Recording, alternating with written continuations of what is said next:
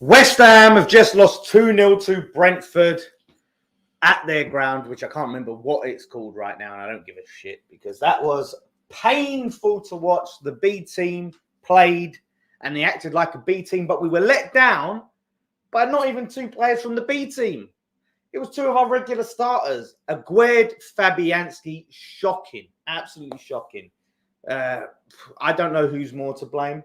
Obviously, we've got Mem in the house as well. Obviously, Damo and myself. But Mem is a goalkeeper, and one of your lot let us down.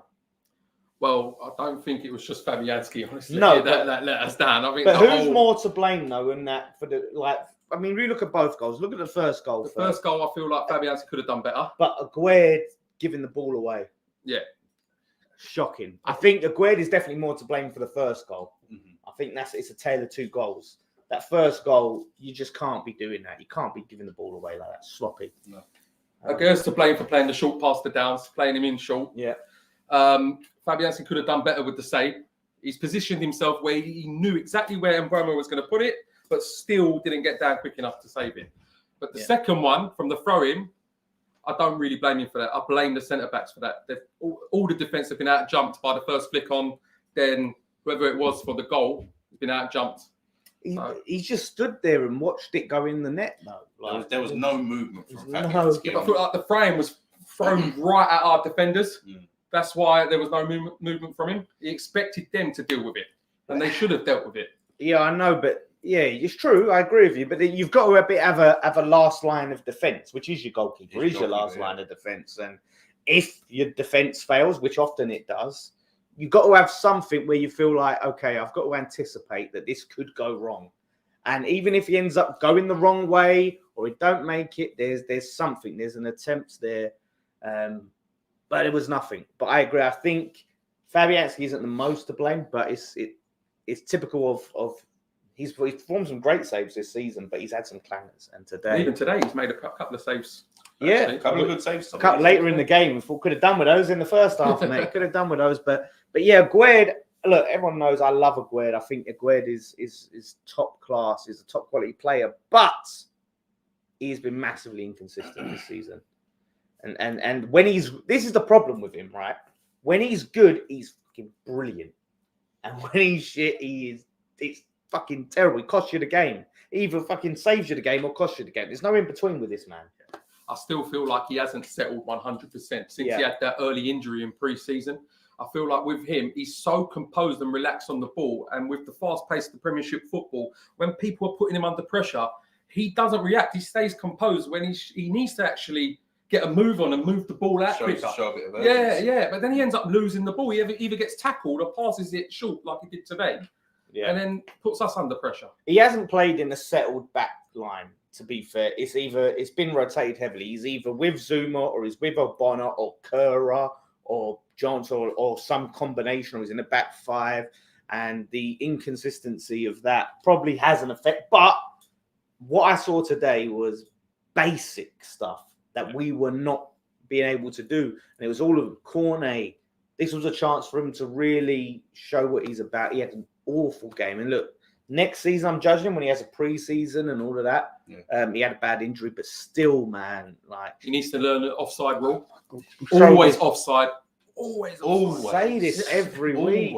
And he added absolutely nothing. I cannot look at a single point in this game when I thought, that was good from him. He set that up or he created this. That happened. I can't. No, there was nothing. Even like he's got so much pace, and that wasn't feel like even being utilized at all. So yeah, poor from him. Souček, obviously we know the problem with Souček. Absolutely, just no good on the ball. No good on the ball. Again, lost the ball 25 yards out from our goal. Almost cost us a goal. Oh, yeah, exactly. It was almost a carbon copy of Crystal Palace. Yeah. You just ask them to do anything.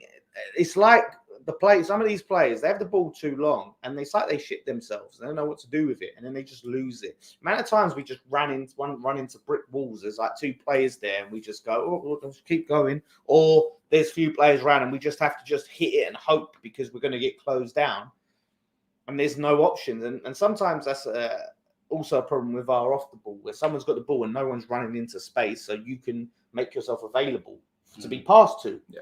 You know, and there's no options because of the movement. He's just an aerial threat, isn't he? Souček. He's aerial threat, and that's why tackle Moyes in. likes him. Yeah. The first season he came, he was getting a load of goals from corners when he had set pieces. And he hasn't lost his place since, really. But he's never been the same. He can't play a pass properly. He's really just there for his aerial presence, and he throws his body on the line all the time. Like how many cuts and bruises does he walk away with, and he still comes back on bandage. Battle scars. Yeah, listen. The only player that started today that can really come away and hold their head up high is Bonner. Yeah. Only play was listen. It could have been worse. He was brilliant for a lot of the defending. Some of the goals he kept out. He was, but I need to watch that second goal again. I need to see was he one of the centre backs that got potentially because he would have been potentially. Yeah, I mean with them long throws in the box, you've got to be able to defend them better than that. You can see him coming a mile away. They seem to be more popular this season with teams. Yeah. We've utilised them.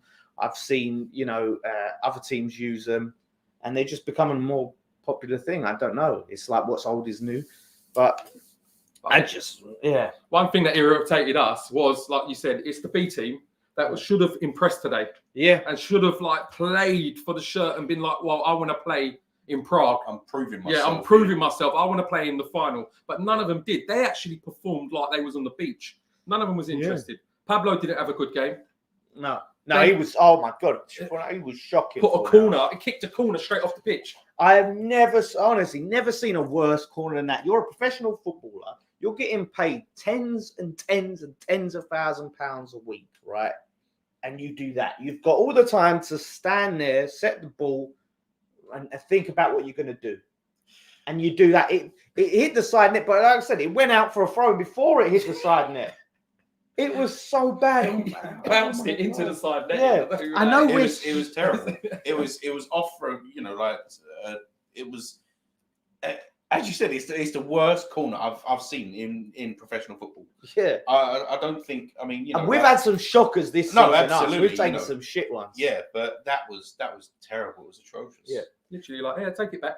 We don't want the corner. Yeah. Take it back. Yeah, we started fairly brightly. For the first 20 minutes. About 20 minutes. Like up until they scored, really, we were, even though they had a lot more of the possession. That's kind of how we play, but we had the better chances. We were more of a threat. As soon as they scored that one mistake, it's like our heads dropped, and there was even though we were 1-0 down, there was like no urgency to fix that.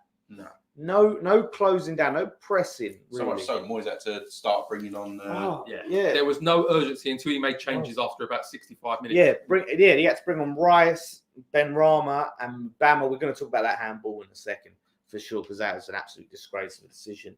But it shouldn't have to come to that. Like these players, like you said, there's no fight for the shirt, for what they're trying to, get themselves in the team. You shouldn't be on the beach. You should be trying to be in Prague if we make the final. You need to be proving yourselves. Yeah. And that's the thing. They just look like it's just like, I'm not going to be in, Europe. I'm going to play in Europe, and we're safe. We're comfortable in the I think there's going to be a massive clear out in the summer with some of these boys, honestly. It needs to be. It needs to be. And the crazy thing is, we've just spent 200 million quid and we're talking about needing a clear out. Yeah. And that just shows you, like, it's bad. It is bad. But yeah, we got to talk about that goal. The handball. Yeah. The handball, mate. I mean, fuming. I just can't believe it. Benny comes on. He does some work, gets a cross into Mubama, who tries to head it. It was a great cross in, but he's too close to the post. Impales himself on the post. Literally flying into the post. It's like he puts his arm there to stop himself from flying into the post. Exactly. If his hand wasn't up here, then he'd be unrecognisable. Yeah. Because the speed he was travelling at the post, he would have done himself a mischief. Yeah, it looked kind of rough, and bounces off to Lanzini, who floats the ball into Ings. Bang, heads it in. We're thinking, yes, come on, right now. There's a pace change, but I mean, let's talk about the handball. Did the ball, coming off of the hand, did it change the play at all? That's the thing. That's the thing, because it hits the post, comes straight out, hits his hand, then goes to the right where Lanzini was. Yeah. And then Lanzini plays the assist to Ings. But then it's an unintentional handball. But would Lanzini have been able to play that? Because it wasn't going to go to Lanzini if Mbama wasn't there. It was what I'm saying is if it didn't come off the hand, I mean, would Lanzini, because Lanzini was still within a position. I mean, let's bear in mind this all happened within the space of 2 yards. 2 yards. Like Lanzini was still in a position to put the delivery back in. Because I feel like because of Mbama's hand is there, if it doesn't hit his hand, it hits his head. And if it hits his head, it has every possibility to come off and go to Lanzini. But my problem is his hand, right, is, yes, it's up, but it's close to his head because, like we said, he's trying to make sure he don't knock himself out, or break his nose on the thing. But it bounces off the post and point blank range hits his hand. He can't see it. He's not even looking at it. He can't get it out the way. It's close to his body. That's what I'm saying. This was all done in close quarters. So, like even if it didn't take a slight deflection to Lanzini, I think it still would have been close enough to Lanzini that he would have delivered it back in anyway for Ings to sink the goal.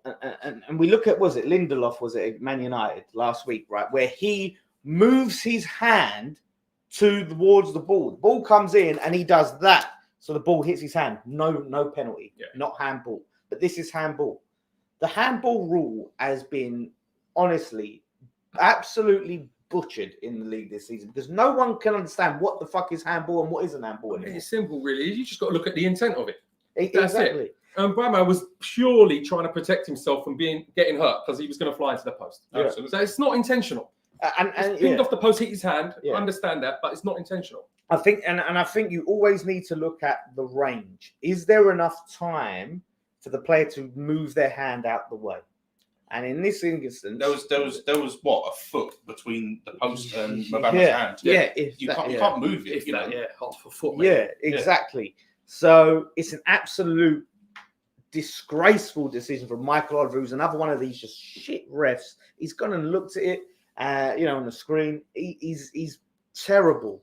He's a terrible, terrible ref. And there's you just know when they're going to VAR, they're going to overturn it. It's always the way. Yeah, he goes and looks at it, and he's got to justify VAR. He's got to justify it existing. But like I said, it's just all VAR does is expose how bad and just clueless these officials are. I'm tired of talking about them week in after week. It keeps happening. And then sometimes, like the Linda, come out, sorry about that. Sorry. Yeah. Oh.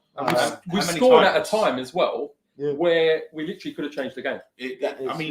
Plenty of time left after that. Yeah, the morale boost that would have given us. I mean, could have pulled us back for the draw or potentially the win. I mean, we still had 20 minutes. Yeah. That goal was a momentum changer, and I think when it was overturned, that just deflates you because it's a sense now it becomes a demoralizer. Yes, exactly. It demoralizes you. It feels like, oh shit, well, that was the moment, that was the chance. Still doesn't excuse obviously how poor we was, and I'm not saying we was absolutely poor. Yeah. I was just before we started doing this. I was just saying to Mehmet, like, Brentford wanted it more. Yeah. They did, and I say hats off to Brentford. They didn't have Ivan Toney, and they scored 2 past us. Do you know what I mean? And their best player missing, not even on the bench. And they scored 2, like you said. They wanted it more, and they've kind of got nothing to play for. They're more on the beach, at the end of the day. And their players stood up and was counted, and ours were not. And some of these players, mate, I've defended them all season. Yeah, it's ridiculous. Pablo Fornals, mate, I defended time after time. I love Pablo Fornals, but today he's been abysmal. Shocking this season. Abysmal. None of them took their chance. Ben Johnson, I'm losing hope in. I've kind of lost hope. I've kind of defended him. Like I said, I called him a future captain. A captain. Oh, camera's gone off. Can we still hear us? Yeah. Listen, future captain of what team? I don't know, but it won't be West Ham. Here we go. We're back. Yeah. So. Yeah, he was absolutely shocking again, Johnson. I've noticed he never actually wins a header. Ben Johnson. He always seems to get beaten to it. Like when a player jumps in front of him, they always get the flick on. Yeah. He never ever wins a header. So look, none of this will matter if we win on Thursday. If we don't win on Thursday, this is the thing. I kind of feel like the boys know that they're safe now, and they're just focusing on the cup. Yeah, you know. Yeah, but so much so that you don't turn up to turn up to work. Yeah, well, we've got fans travelling to the game to watch as well, and they've got to sit there and watch that. Yeah, it's not good enough. Like at the end of the day, and look, just win them 2 European games, and that to me that's key. But it's not. The thing is, if it had been like our A team, right, and we'd put in that performance, be like, okay, well they got one eye on the cup. They're trying not to hurt themselves, trying not to get into not giving everything. Like, I'd understand it if it was that, but it's players that aren't in the starting 11 that should be fighting to get into the starting 11 that have something to fight for, their place in the team, and they've not followed. So, yeah, look, we have to do it. Leeds and Leicester, we'll see what happens there. Probably be similar teams. Like, we can't afford to get our main players injured. But so just get to that final. Get to the final. That's all that matters. Leeds, look, they're fighting. They showed great fight to come back against Newcastle, a top team. Yeah. They're not going to be easy next week. Sam Allardyce knows how to get teams out of there, doesn't he? And it could potentially be Declan Rice's last game at the London Stadium. Yeah. So look, one more season, Declan. Now you say it's daunting, isn't it? It is. It's a scary thing. So.